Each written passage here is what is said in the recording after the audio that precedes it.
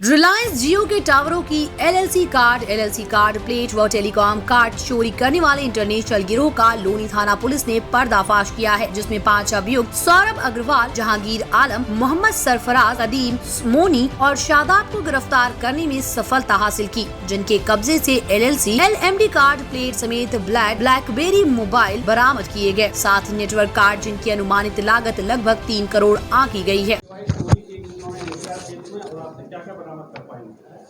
ये एक काफ़ी अच्छा गैंग लोनी पुलिस ने और क्राइम ब्रांच ने दोनों ने मिलकर पकड़ा है। इसमें हम लोगों ने इनसे काफ़ी बरामदगी की है।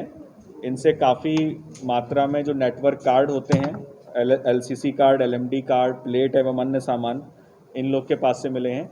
ये जियो के जो टावर होते हैं, रिलायंस जियो के टावर, उनसे ये चोरी होते थे। ये डिवाइस एक होती है, बड़ी डिवाइस होती है, लगभग 1.5 से 2 फीट के आसपास की। उसमें पूरा चिप्स होती हैं, इसके अलावा एल्युमिनियम की बड़ी हैवी डिवाइस होती है। तो उसको ये तोड़कर वहाँ से निकाल लेते थे। फिर उसको निकालने के बाद इनकी एक पूरी चेन थी। जो चोर थे वो फर्दर किसी को देते थे। फिर जो छोटा कबाड़ी होता था वो एक बड़े किसी कबाड़ी को, जो इसका मेन काम करता है दिल्ली में, जैसे कि हमारे केस में जहांगीर है, तो वो अंततः जहांगीर के पास पहुँचता था सारा माल। फिर जहांगीर उसमें से जो काम की चीज़ें होती हैं उनको 2 अलग अलग हिस्सों में करता था। जैसे एल्युमिनियम, कॉपर जो उसका निकलना है वो अलग हो गया, उसको अपना गला के, और कुछ गोल्ड की भी मात्रा निकलती थी, उसको गला के अपना मार्केट में बेच देता था। इसके अलावा जो इलेक्ट्रॉनिक उसमें आइटम था, चिप्स, मदरबोर्ड्स, वो सबको एक अलग सेग्रीगेट करता था। फिर इनको इकट्ठा करके इसके अलावा ये इन कार्ड्स के अलावा भी मोबाइल का स्क्रैप होता है, उसका भी काम करता है।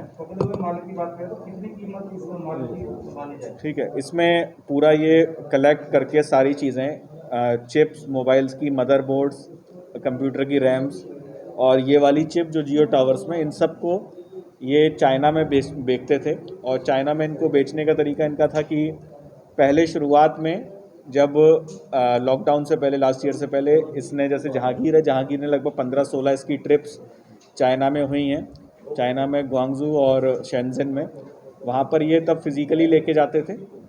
फिर उसके बाद से, लॉकडाउन के बाद से, इन्होंने कुरियर मोड इस्तेमाल किया। ये वहाँ पर अपना माल कुरियर से भेजते थे।